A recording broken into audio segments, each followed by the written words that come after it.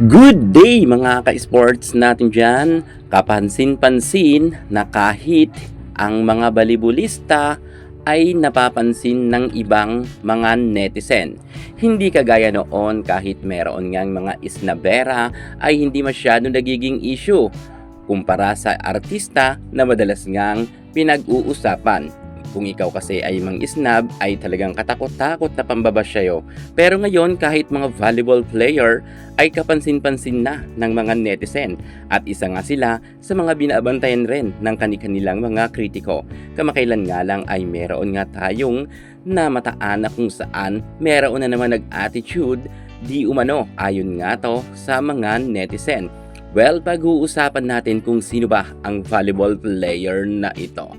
Ito ay ating favorite item para minsan naman ay matest natin kung gaano ba talaga tayo ka-fanatic pagdating nga sa volleyball.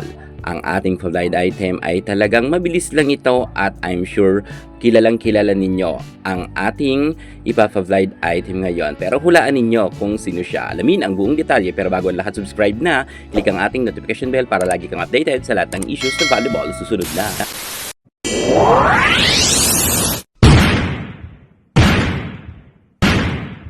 Pagdating nga sa Isnavera issue, madalas nga ditong madawit ang kasintahan nga or kapartner ng ating Ivy Lacsina, ang ating boss Dina Wong. Sa totoo lang, minsan lang naman ng isnab itong si Boss D. Yun ngang nagbakasyon sila sa isang beach at yung meron nga sa kanyang nakikiusap na mukhang magpapapicture pero hindi niya pinayagan ito dahil nasa isang event pa itong si Boss D at nakaupo. Sa totoo lang, hindi lang naman si Boss D ang isnabera. Kung mapapansin nyo noon, nagbakasyon sila, halos karamihan ng mga Chocomucho players ay isnabera. Mukhang natuon lang talaga ang pansin kay Dina Wong dahil sikat nga siya. At ngayon, nakatatak na nga sa kanya na madalas sabihin na isnabera siya. Pero mabait yan si Boss D. Well, ang pag-uusapan natin ngayon at ang ating favorite item ay hindi ito si Boss Dina Wong.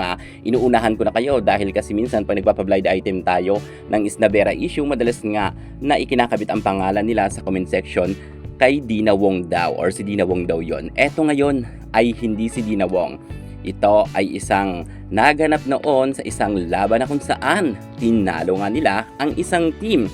Alam nyo ba yung mga dating ka-teammates nila ay mukhang hindi nga kinikibo nitong pavlide item natin ngayon na mukhang inis na brow ayon nga sa mga netizen at kitang-kita kasi na minsan ay medyo may pagka-ismid pa raw ito at hindi nga raw kinibo ang kanyang mga dating ka-teammates. Sino kaya ito mga ka-sports natin dyan ano? Well, ang ating paklo dito, dati nga sila magka-teammates pero ngayon ay hindi na.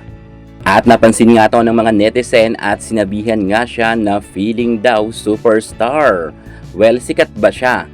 Ang masasabi ko lang, kilala siya na volleyball player at meron na rin naman siyang napatunayan kahit papaano. Pero hindi siya ganoon ka-boom ang kanyang pangalan at hindi ganoon kasikat. At isa pa nga natin clue ay minsan niya lang matalo ang team na dati niyang ka-teammates pero medyo nag-attitude na raw di umano ito. Iyan ang napapansin nga ng mga netizen na. Pero baka minsan ay busy lang siya or hindi niya napansin yung mga dati niyang ka-teammates kung kaya ang dating na sa mga netizen ay isnabera nga ang nasabi nating volleyball player na ito. Dating close nga sila pero ngayon ay hindi niya na masyado ito pinapansin. At ang pinakamalapit nga natin ditong paklu, well, tanungin mo na lang dyan si Tots Carlos at baka kilala niya ang ating favorite item ngayon. Sino-sino kaya siya? Bato-bato sa langit ang tamaan ay sa pool. Wala tayong pinangalanan kaya bahala na kayo dyan mag-isip kung sino ba ang ating favorite item na dating ang ka-teammates nila ngayon ay mukha talagang isnabera niya. Yan muna pinaka-latest natin sa mundo ng volleyball. Thank you so much. God bless.